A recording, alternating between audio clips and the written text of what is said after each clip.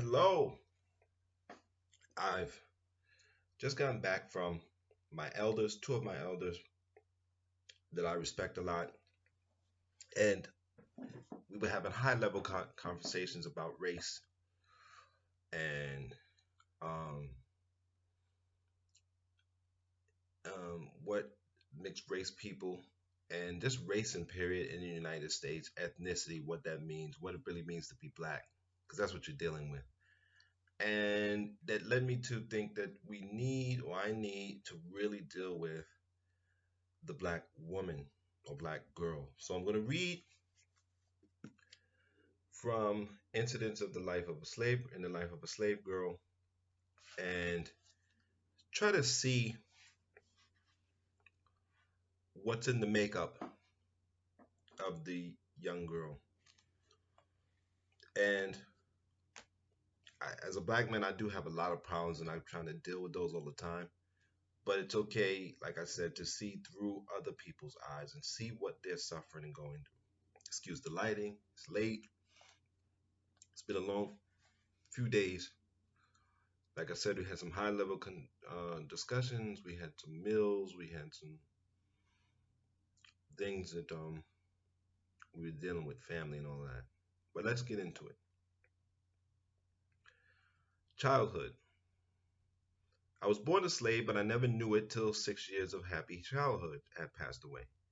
My father was a carpenter and considered so intelligent and skillful in his trade that when buildings out of the common line were to be erected, he was sent for from long distances to be head workman on condition of paying his mistress $200 a year, and supporting himself he was allowed to work at his trade and manage his own affairs.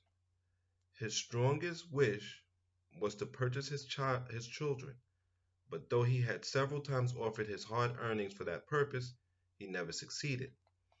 In complexion, my parents were a light shade of brownish yellow and were termed mulattoes. They lived together in a comfortable home, and though we were all slaves, I was so fondly shielded that I never dreamed I was a piece of merchandise, trusted to them for safekeeping and liable to be demanded of them at any moment.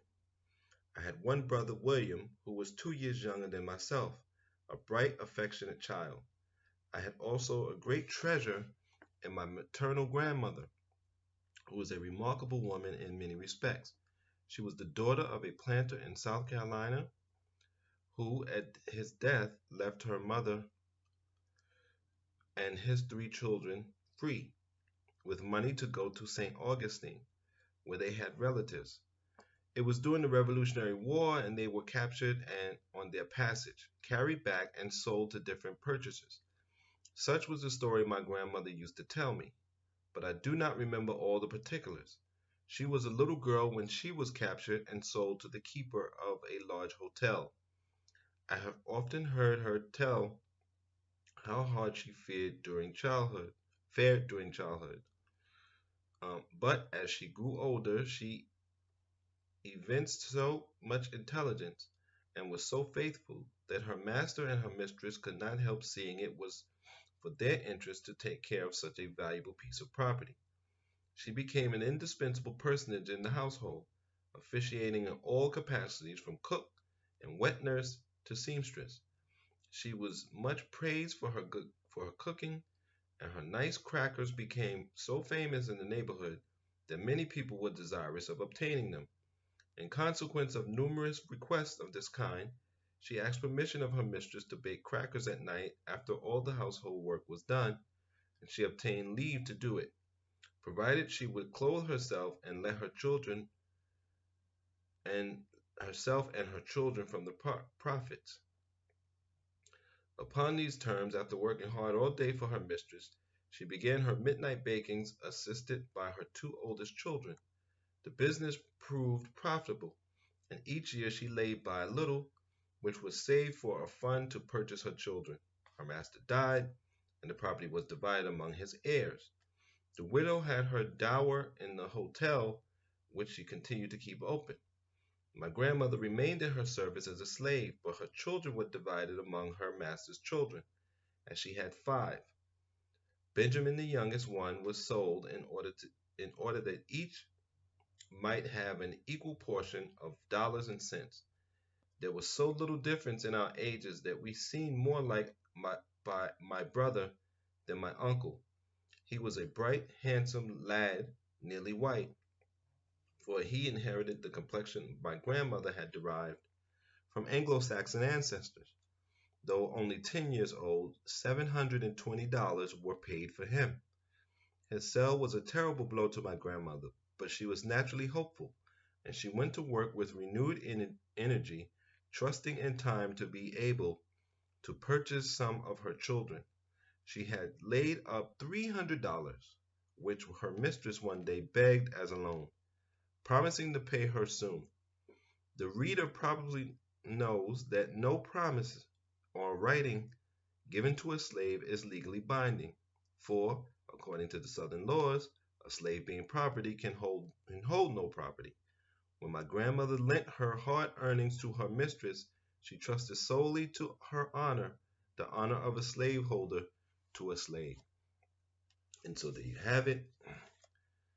You had slaves earning money, masters taking money, slaves creating certain kind of foods, inventing certain kind of things, masters owning it.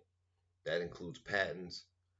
You also have shielding. And one of the things in our high level conversations was that too many black children are being shielded about what race means and institutional race means in the United States.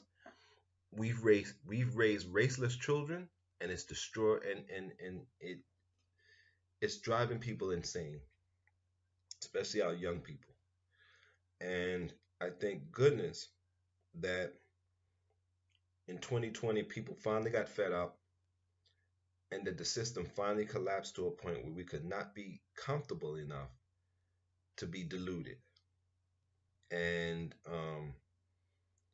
if it, well, I'm not going to say anything other than that. And hopefully we will do something about this, because now there's no other options. It's not like white against black. Now it's white against black against nature. It's us against the natural world itself, and the natural world is demanding that we behave like human beings, and we behave like evolutionary beings, which means we can't have slavery and we can't have brutality. So we'll see what happens in 2021. Until next time, I thank you for your support, and I say take care of your mind, take care of your body, and be safe.